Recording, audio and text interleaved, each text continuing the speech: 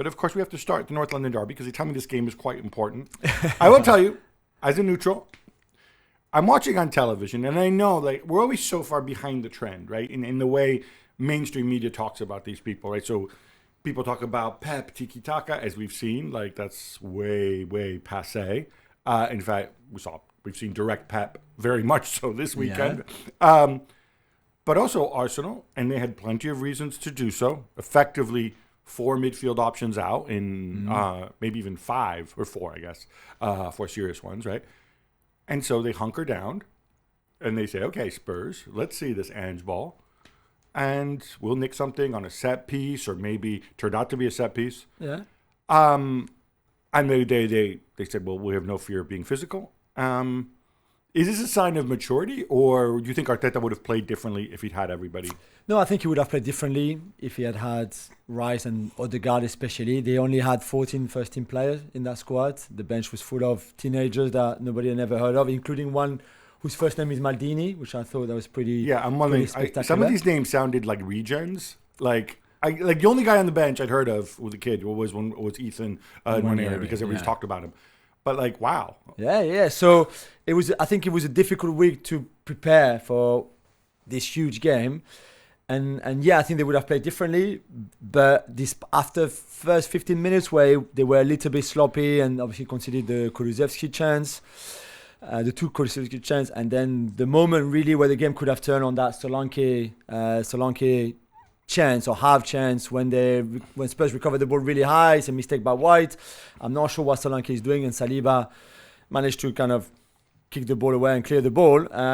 After that, Arsenal were in complete control without having the ball. Spurs had the love of the ball, and Ange said after the game, we controlled the game because they had more of the ball. It's not just because you have the ball that you're controlling the game, really, no, if you don't do anything with it. And Spurs really struggled to break this incredible Arsenal defense. I think we need to give credit to Arsenal defense because they are the best defense in the league, and they are, I know in numbers Liverpool are still there, but overall I think this Arsenal defense is maybe even the best in Europe. They are so good, so well drilled, and if you don't have something a bit special to break them down, like Spurs didn't really on Sunday, you struggle.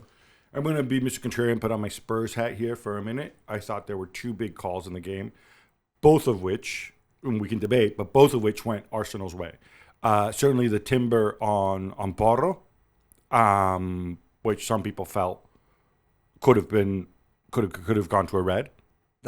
Definitely not. All right, you're 100% of that. It's the side of his foot that touches Porro's ankle. So he rolls on the ball, and then the side of his foot hits Porro's ankle. There's no studs on Porro's ankle. There's nothing. It's not with the sole. It's just with the side of his boot. Was it? Are you sure about that? Yeah. Okay. And then the second one. And then afterwards, he runs into Vicario rather than showing him his respect and getting out of the way. That's fine. That's not a yellow, whatever, right? Yeah, that's fine. Well, what in the same incident when Vicario confronts him? Yeah. Because he runs away like a little girl, right? And then, So that's a yellow. So that's what he got the yellow for. 2 yellows. You wanted the yellow for Vicario? I've seen some people. Look, I'm winding up. But there are some people that have argued that. I think probably it was correct. What I have more of a Australian referee, and maybe they want to advantage the Australian coach. I don't know. Yeah, but by the way, I've seen Arsenal fans. I've seen one. It was just to be weird. One famous. What's weird to have an Australian referee with an Australian coach? Well, it's just.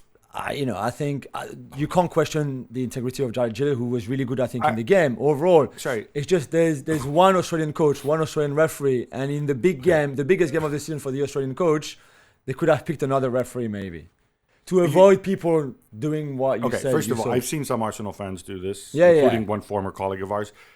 It's ridiculous. It's completely ridiculous. We have French referees with French coaches in the Champions League all the freaking time.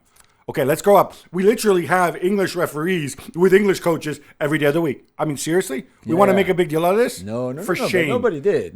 I hope nobody in the game who can actually be taken care of. All right, Jules, we're going to get into this more on the Gab and Juls podcast, but just to kind of foreshadow, I think 2 hands to the back. I'm not saying you should, from Gabriel when he scored the goal. 2 hands on Romero's back. If Romero goes down and there's a different referee, I think he's at serious risk of having that goal disallowed.